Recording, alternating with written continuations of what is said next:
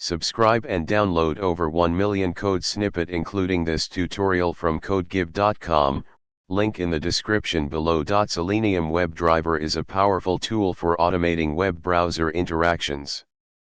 In this tutorial, we'll focus on using Python with Selenium WebDriver to automate tasks using the Chrome browser. We'll cover the setup process, basic commands, and provide code examples to help you get started. Python installation: ensure Python is installed on your system. You can download it from python.org. Selenium installation: install Selenium WebDriver using pip. Chrome driver installation: download the Chrome driver executable matching your Chrome browser version from Chrome driver downloads, and make sure it's in your system's path. Let's create a simple script that opens the Chrome browser, navigates to a website, and retrieves the title. Save this script with a .py extension and run it using the following command.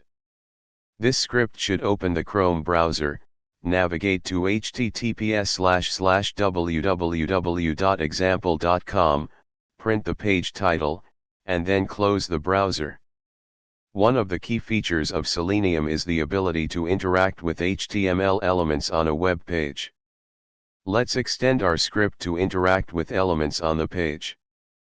In this example, we locate an element with the ID search input and simulate typing a search query into it. We use the keys.return constant to simulate pressing the enter key.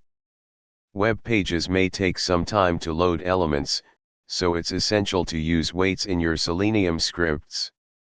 The webdriverwait class provides a way to wait for a specific condition before proceeding.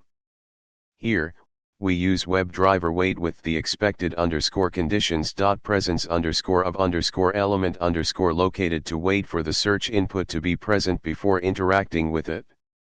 This tutorial provides a basic introduction to automating Chrome browser tasks with Python Selenium WebDriver.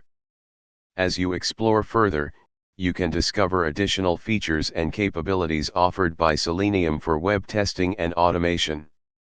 Happy coding! ChatGPT